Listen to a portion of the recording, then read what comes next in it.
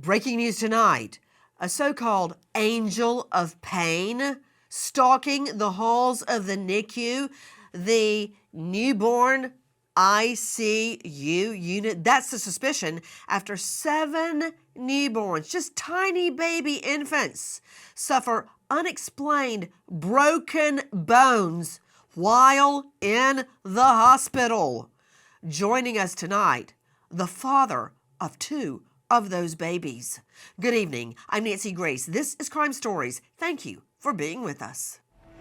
NICU nightmare. Infants with broken bones. What happened to these preemie babies? Premature babies. I know. I had 2 of them, and they survived only because of the nurses and doctors in the NICU. They would have died if it had not been for the Northside Hospital NICU unit after an emergency delivery. Sadly, that was not the case with many, many other parents at one particular hospital.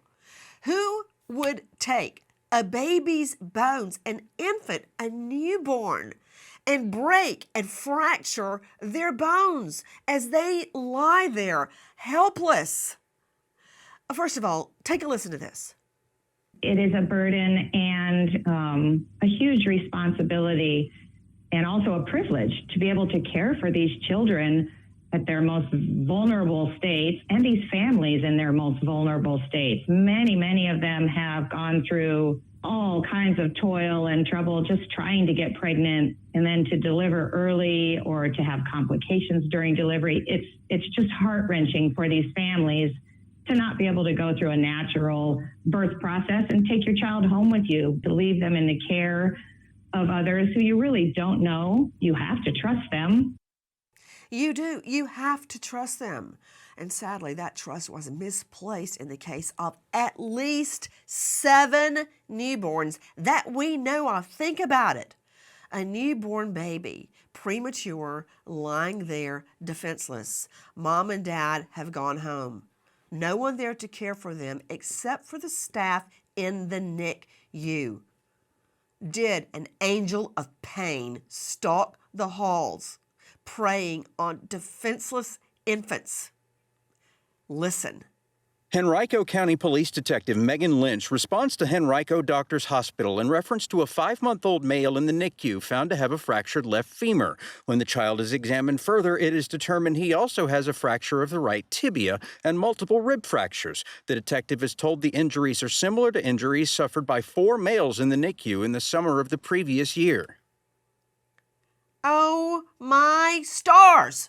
There were other infants that had mysterious broken and fractured bones before, and nobody did anything?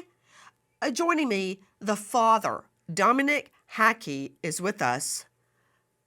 Mr. Hackey, thank you for being with us. First of all, tell me, how did you learn about the injuries? It was a seemingly normal Sunday. Me and my wife walked into the NICU expecting for my wife to be able to do skin to skin with our son for the second time. And that's when we were told that a nurse had observed discoloration in his left leg. He wasn't moving it quite as much as the right one. So they had gotten an x-ray and determined that he had a tibia fracture. Mr. Hackey, when you learned, oh my stars, I'm looking at the video you gave us. Control room, can I see that video again? This looks just like my John David and Lucy when they were in NICU. They had all these cords, all these going in. Some of them, the tubes go in the nose and come out the foot. They are completely helpless. Dominique, when you learned your baby boy, your infant, your preemie, had a fracture of the leg and that one of the legs wasn't moving, did you think someone had done that to your baby, or that somehow this happened during childbirth? I knew it didn't happen during childbirth. My wife had an emergency C-section, like yourself. I watched every minute of that. I watched how he was pulled out. I watched everything after that. Um, he wasn't pulled out by his legs. Nothing that in childbirth would have caused this.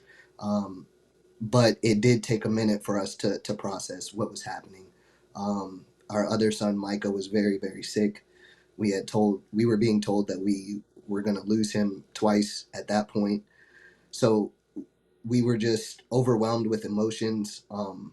We had talked to the doctor on staff that day. We weren't really given any answers onto how this happened.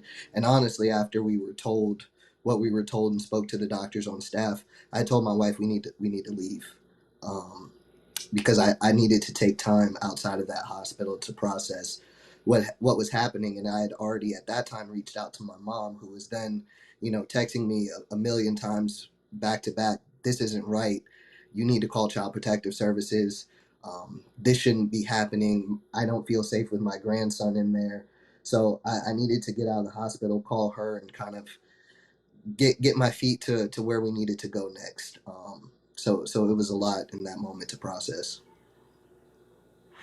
Mr. Hackey, you stated they had already told you what twice?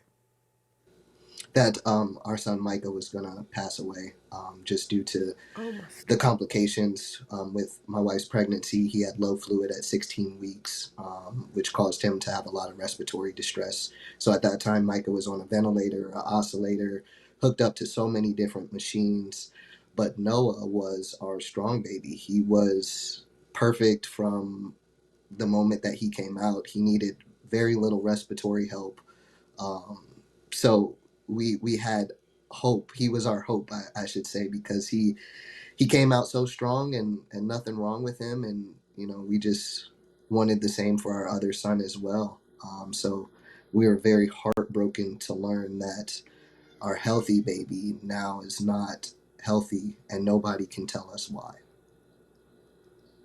And when you talked to the doctor, Mr. Hackey, the doctor, did she avoid the fracture, or did they try to say, hey, maybe it was this, maybe it was that, we don't know what happened, or did they just not talk about it?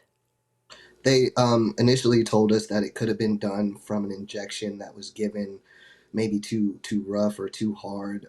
So they were going to implement some trainings so that the nurses could be able to give injections correctly, and that's kind of the only explanation that was given. And I want to make it perfectly clear: bone density, vitamin deficiency, brittle bone syndrome was never ever brought up in our case. It was never questioned.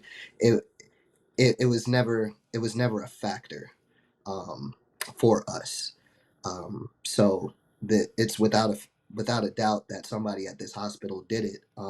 Because as soon as we were told that there was a fracture, I declined to hold him, because I didn't want to be blamed for that. The first time I'm holding my son, you're telling me that he has a fracture. The day before we were at the hospital, my wife was not allowed to hold him. The day that we both come, now that he has a fracture and we're aware of it, now we're allowed to hold him. It didn't seem right to me. Mr. Hackey, they told me the same thing about Lucy, my baby girl. When I was still carrying her, one doctor told me I had to do selective termination. You know how crazy I went? Other doctors came running into the room. I was yelling so much I was not going to selectively abort Lucy. Then they were born and they told me that Lucy may not make it. It was horrible, horrible. And what you're saying, John David, my son, came out healthy. Everything was fine except very premature. Not Lucy. Mr. Hackey, joining me right now is a preeminent physician. It's Dr. William Maroney, renowned medical examiner, pathologist, author of American Narcan, and so much more, who has dedicated his life to helping other people. And I'd like to point out specifically for you, Mr. Hackey, that he is a devoted father like yourself. Dr. Maroney, I'm just a trial lawyer. Sometimes as a trial lawyer and you're questioning a physician like yourself, you really don't even know where to start. But it's my understanding that injuries that occur during delivery are typically at the joint. And again, I'm just reading the tea leaves here, but when I look at that x-ray, that doesn't look like the fracture is at the joint, does it? No, and the idea of where injuries sometimes happen are statistically based on our past experience as hospitals record injuries. The only other dominant fracture, collarbones fracture all the time because a baby has to fit through the birth canal. And the shoulders and the neck and the chest are the widest part. Legs don't break in delivery. I've never, 25 years, I've never heard of any kind of broken arm or leg in delivery. Collarbones or joint dislocations, the collarbone's the big one because you're trying to squeeze this wide baby through this tiny little birth canal. So that's the first thing you would look at and have as, where do you start your investigation? How did a fracture happen in that bone? In a collarbone, somebody would say, oh, well, it's fractured, it'll grow back, we'll line it up, everything will be okay. And you understand that because you're trying to squeeze the baby. But these other things, right away, they're very highly suspicious and they need an investigation. I'm just wondering, Mr. Hackey, I had an emergency cesarean just like your wife did, and I was awake the whole time. I could see the babies being lifted up, and it's just like you just said. They weren't pulled out by their legs or by, in a normal birth, the head normally comes out first. They were lifted up the way I'm demonstrating right now. And I saw John David come out first. I saw Lucy come out second. And I was told they're breathing and they were looking at me and blinking their eyes. I remember distinctly. And when you tell me they were not pulled out by their legs, I believe you. That's something you never forget. When your wife learned that her baby, her newborn, how much did they weigh? 4 pounds? Noah was 3 pounds 8 ounces, and Micah was 2 pounds 8 ounces. John David was 5 pounds. Lucy was 2 pounds. Like a kitten, for Pete's sake. When your wife found out this 4-pound baby had a fractured leg, how did your wife take it? I don't think she could process it at that moment, honestly. She was dealing with, like I said, it was an end to a very long pregnancy, which actually wasn't very long, but it felt long. We were going to ultrasounds once a week, sometimes twice a week. So she was very much out of it, which is why she's kind of letting me speak, because I remember it so clearly. She was dealing with postpartum at that time as well. So all that she really could do was cry. And all that I could do was just tell my wife that, our boys are going to be okay. That's all we could do. I don't know how you guys managed to leave them there. I mean, you couldn't take them home. They needed to be hooked up to all those machines. So you couldn't say, to hell with you, I'm taking the children home. You had to leave them there. Oh, how did you do it? How did you leave your child there knowing? I mean, think about it. I'm sure you have. Somebody had to take your little baby's leg and crack it. I guess it was the hospital gaslit us into thinking that this was an isolated incident, that they were really working to figure out who did this. And at that point, we kind of had to trust the hospital, because me and my wife, we were very blessed with the type of jobs that we have. We were able to be at the hospital all day, every day. We just couldn't be there at night because we have animals at home and stuff at home that we have to attend to. But I mean, we just had to trust them. And with us at that time only thinking that, this was just our son, it could have been an injection that was given wrong. They're going to train people so that they get this right. It was like, at that time, it felt like the hospital was doing what they were supposed to do, even though they were telling us that we may never find the person who did this, because unless somebody confesses, it's going to be hard to say that this person actually did it. Some of these premature babies are so sick, their little organs are not developed enough to be functioning outside the womb yet, and we are basically assisting them by artificial means. So we do see death in the NICU. We see a lot of children who have issues with their lungs, with their heart, with their vision. So any instance where something happens that is unexpected, we're going to watch and try and see what happened. But all of that, problems with the lungs or the heart or with the vision, those occur or originate prior to birth. This newborn infant child, this little baby boy, was born without a fracture in his leg.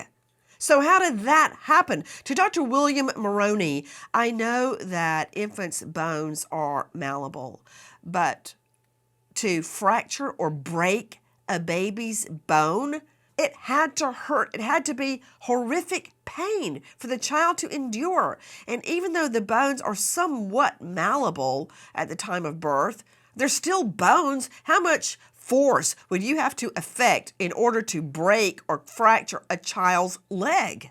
Probably just about a little bit less than like trying to break a broomstick, or more than break some pasta. Wait. Break a broomstick with your bare hands? I can break a broomstick with my bare hands, even if I cracked it over my knee. No. Yes, that's what right, are you with saying? your knee. But what I want to make clear is the rare condition that a baby is born with broken bones only happens when the mother is in a car accident.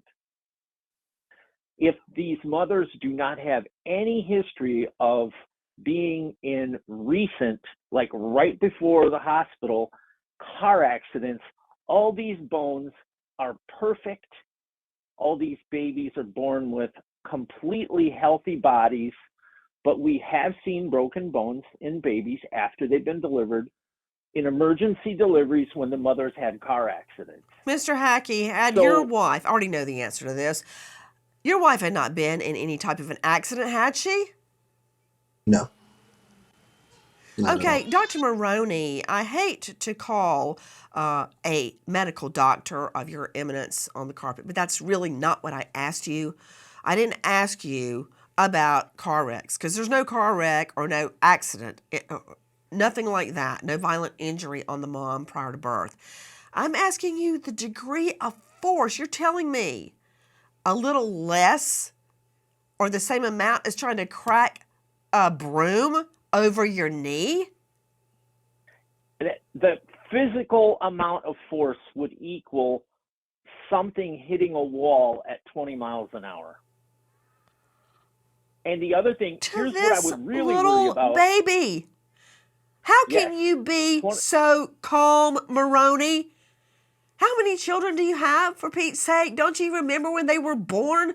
Someone using that amount of force, like cracking a broomstick to fracture this baby's leg? And I don't want to make pictures in people's minds that would make them even more disgusted, but broken ribs are very difficult. You either crush a baby's chest or you swing the baby like a baseball bat and hit a wall. Those are how you break ribs. I've done depositions for child abuse in local counties. That's a tremendous amount of force. So broken bones in the chest, broken legs, this is serious. Dominique Hackey, I know you're hearing Dr. Maroney speaking. When you hear him describe how much force it would require to break your newborn's leg, to fracture it, I mean, I feel sick just hearing it. when you think about your infant and the force required, like swinging the infant against a wall or breaking their leg like a broom handle? It hurts. It's heartbreaking. It honestly, it feels like my son was in this world for a week and I failed to protect him, and it keeps me up at night. But I won't fail my son again. I won't fail these other babies again. What they've been through and all that they had to endure. It's sick that we were in the room with the devil and we had no idea. Guys, it all starts here. Listen. An infant in the NICU at Henrico Doctors Hospital suffers a horrible leg injury that isn't easily explained. Babies break bones during birth. It's not uncommon, but this is different. As the hospital begins to investigate, 3 other babies have unexplained fractures. Okay, let me understand something. Joining me, Dave Mack, crimeonline.com investigative reporter who has intensely researched this case and conducted his own interviews. Dave Mack, wait a minute. So when this little baby, Mr. Hackney's baby, has a fractured leg, before that, there were already 3 other babies that had, quote, unexplained fractures? Yes, Nancy, there were 4 babies in the time around Mr. Hackney's child that all had unexplained fractures. One of the babies was actually hurt 4 days after Mr. Hackney's baby. Okay, I am actually without words, Dave Mack. I didn't understand the events chronologically. Mr. Right. Hackney, did anybody tell you, oh, by the way, we've already had multiple babies that have unexplained fractures? When they were telling you, your baby somehow has a broken leg, did they think to say, and oh yeah, there were 3 babies before, and then right after that, there's another baby? Did anybody tell you that? I guess not. Nobody told us until after we were out of the hospital. Henrico Police Department told us that there were other victims that suffered similar fractures around the same time as my son, and that's when we first learned about it. The police department had to tell you that. Let me ask you a question. Okay, I'm a criminal lawyer, but I know this much about civil law. I hope you and your wife have a good lawyer. So at no point when the doctor is explaining to you your baby has a fractured leg and it took the force, as Maroney just said, of cracking a broomstick to do it, they didn't say, and we've had that problem before. They hid that from you until police told you that. You had no idea.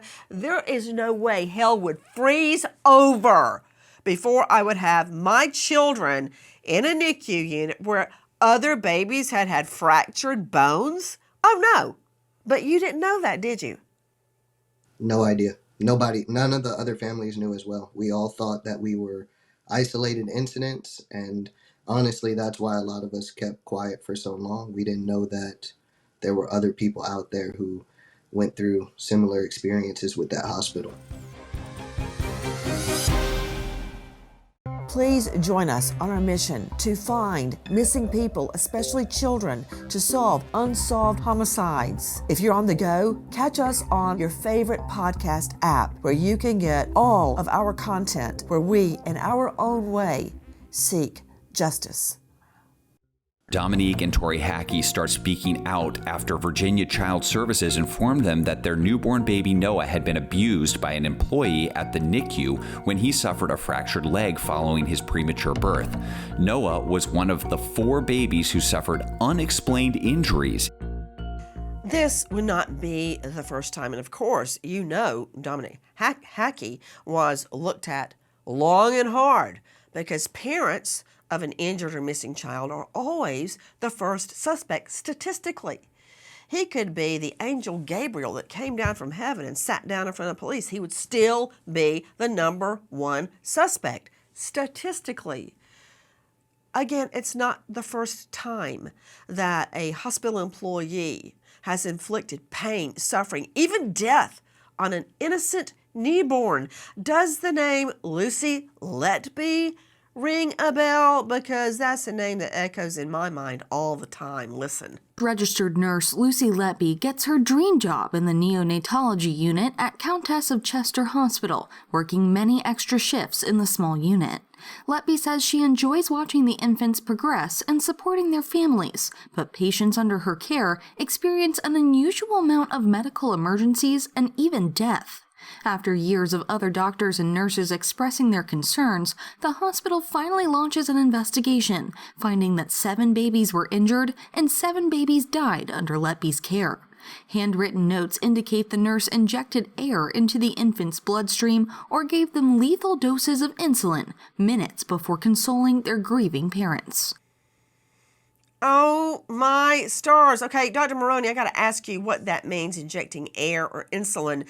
But to Dr. John Delatorre, and we all need a shrink right now, licensed psychologist who specializes in forensic psychology. Dr. Delatorre, did you hear that last bit about Lucy Letby? May she rot in hell. She would console the parents who are grieving after their newborn infant, just like Mr. Hackney's babies, die. So she kills them and then she comforts the parents. That is freaky. Yeah, it's absolutely freaky, and it's extremely dangerous. And I think there are two complicating aspects to this. The first part is she wants the attention that she gets for being this grand nurse who's there to console, but in reality, she hates these children. In reality, she wants nothing more than to get rid of them. That's the level of anger and animosity that need to be there in order to inflict pain on a vulnerable child. This level of hate and anger and annoyance is complicating this idea that she also wants the attention of being the person that is there to quote unquote care for them. And it's the attention that she really wants, but in reality, she hates that she has to deal with these children in order to get it. We investigated the Lucy Letby case. Listen to investigative reporter Alexis Tereszchuk.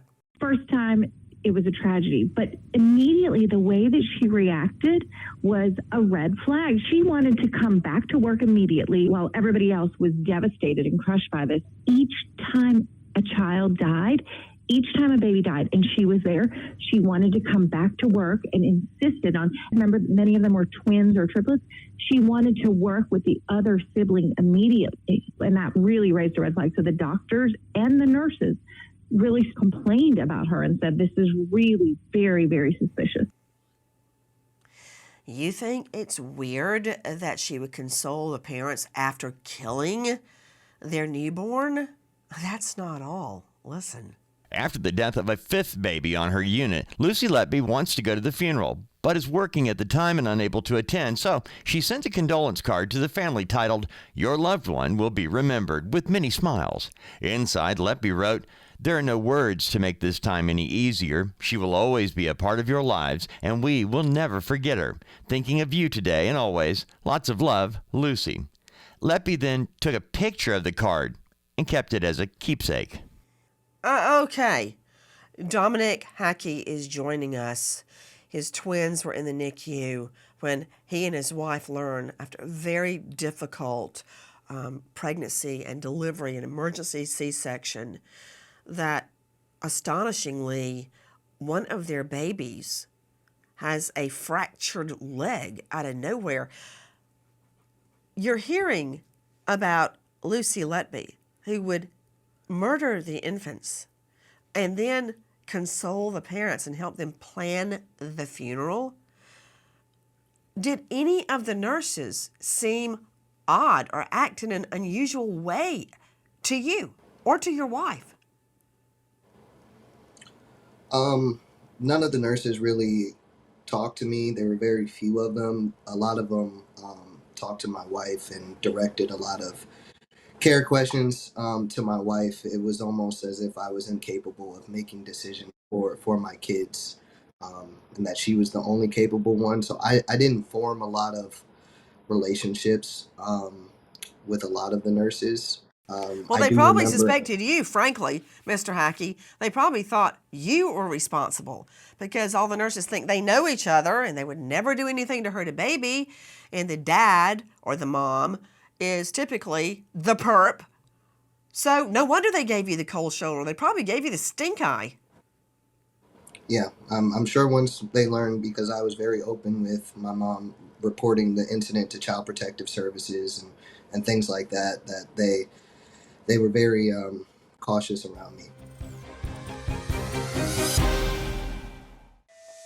NICU nightmare, a nurse under arrest for allegedly breaking the bones of premature infants in a Virginia hospital. That's right. After they let the 4 nurses come back because their own investigation went nowhere, that's on them, there were more fractures. Wow, what a coincidence. Then we learned this from surveillance video placed in the hospital room. Listen. The hospital installed surveillance cameras throughout the NICU after the unexplained injuries of the previous year. Henrico County Police Detective Megan Lynch reviews the surveillance video and reports what she sees. Erin Strotman, seen in the room with baby identified in paperwork as YH. On November 10th, Strotman grabs YH by the legs and applies pressure to the legs. Strotman is seen on video placing her weight down on the legs of YH. Strotman is then seen taking both of the baby's legs and pushing them backwards to where YH's feet are at his head. YH appears to be crying and in distress. Oh, my stars. The baby's feet are back at his head. Mr. Hackey, have you seen this video? No, I haven't seen any videos. I guarantee you, when you get the right lawyer, you will. So, Mr. Hackey, when were you told that the perpetrator was caught on video? I want to say maybe a couple weeks ago, towards the beginning of the year. By the time we left the hospital, there were no cameras. We were in there for 87 days. So if they ever put in cameras, we didn't know until these new stories came out. And when I learned of the 3 babies, that's when I learned of that there was camera footage. Didn't specifically say that they caught her on camera footage, but at that time, but learned that there was camera footage and that the police department, the Commonwealth attorney, everybody was going to be working to review this footage around the clock. And then, of course, once she was arrested, is when we learned that they had caught her on footage. Nobody told us doing what with whose baby, just that she was being brought up on charges in connection with this, and we'll just keep finding out along the way. So the hospital never told you, we've got her on video. You had to learn that from the district attorney's office. Dr. William Maroney, you heard what we have learned was on the video. What exactly does that mean? What did she do to the baby according to the video?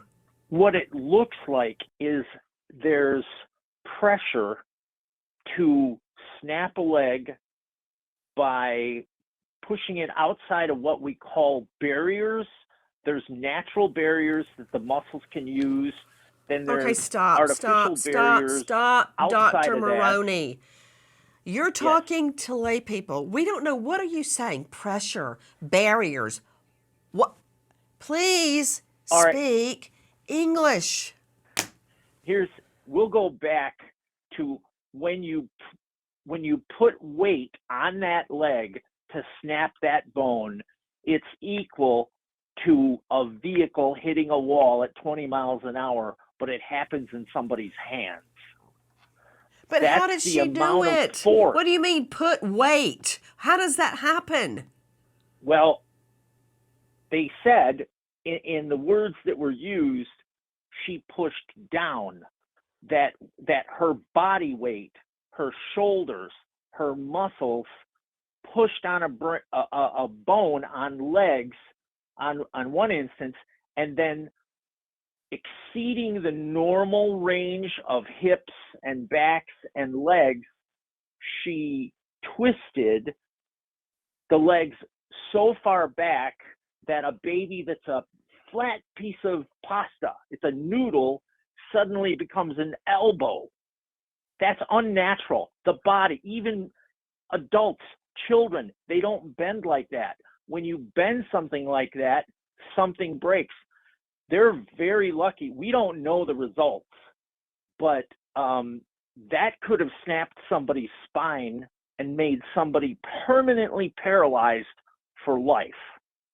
That's the amount of pressure. 20 miles an hour, a car hitting a fence. 20 miles an hour, a car hitting a brick wall. That's the amount of force and weight from what was done to those babies' bones. To Barry Hutchinson joining us, 28 years in LE law enforcement. Now, owner chief investigator for Barry and Associates Investigative Services. Barry, thank you for being with us. What the HELL is wrong with this hospital? Their investigation yielded nothing.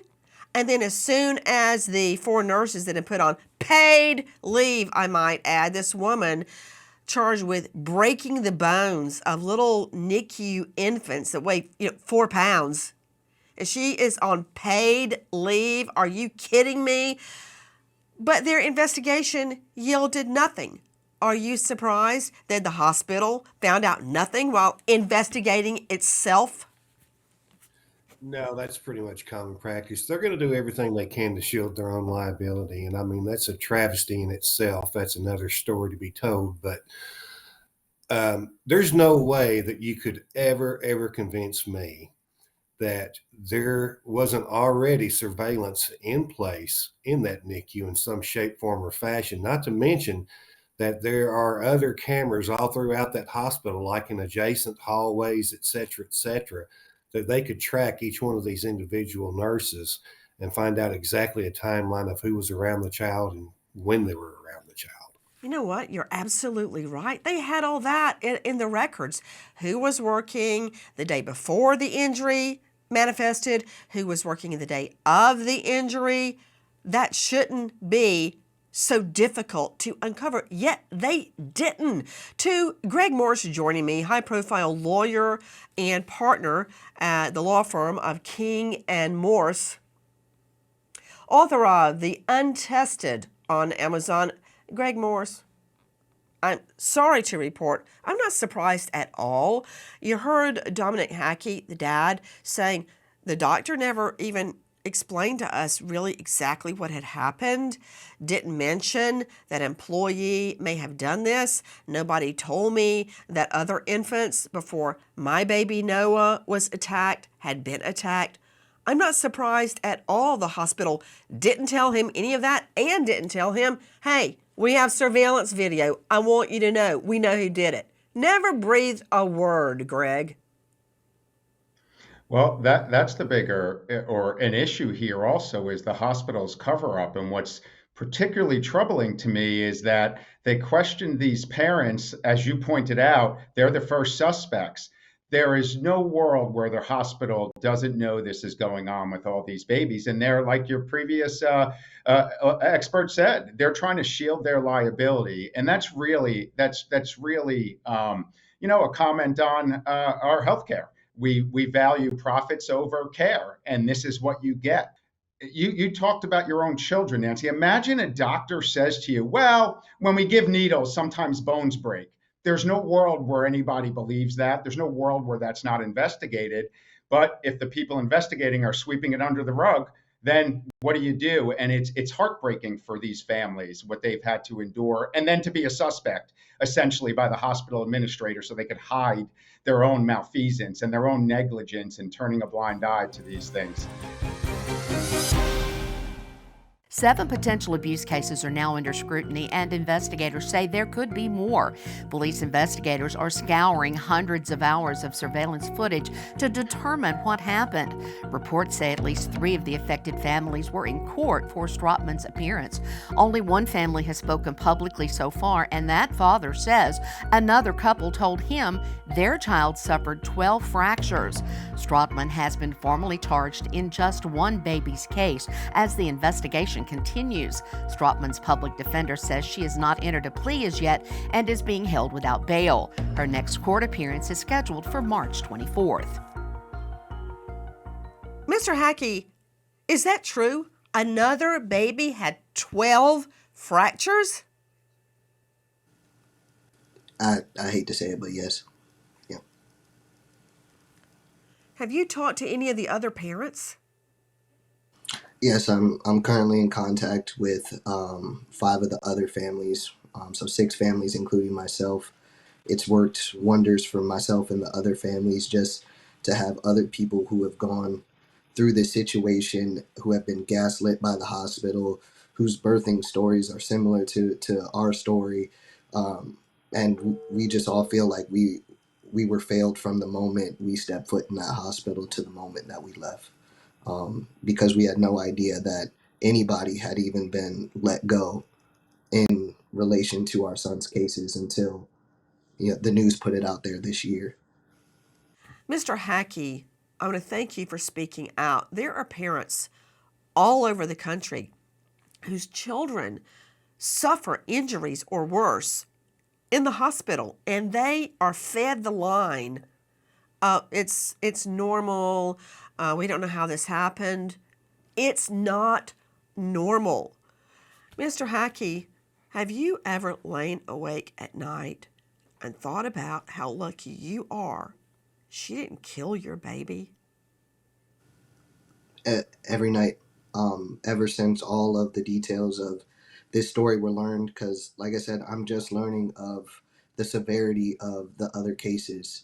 So I'm very blessed that I'm able to come home and hold my two little babies, kiss them, hold my wife, hug her, and we can sit down as a family and attack this monster head on, all of us together, and everybody is healthy and happy, and I'm just truly blessed that my outcome and my situation did not end in death. You know, Mr. Hackey, you're so much a better person than I am. You're thinking about your blessings. I would want to burn the place down with her in it. We wait as justice unfolds. And now we remember an American hero, Chief of Police Joe Carey, Broadnex PD, Virginia, struck and killed in the line of duty. Law enforcement, 40 years, survived by wife, now widow, Beverly, children Joey, Matthew, and Jonathan. American hero, Chief of Police Joe Carey. Thank you to our guests for being with us, but especially to you for being with us tonight and every night. Nancy Grace signing off. I'll see you tomorrow night, 6 and 9 o'clock sharp Eastern, and until then, good night, friend.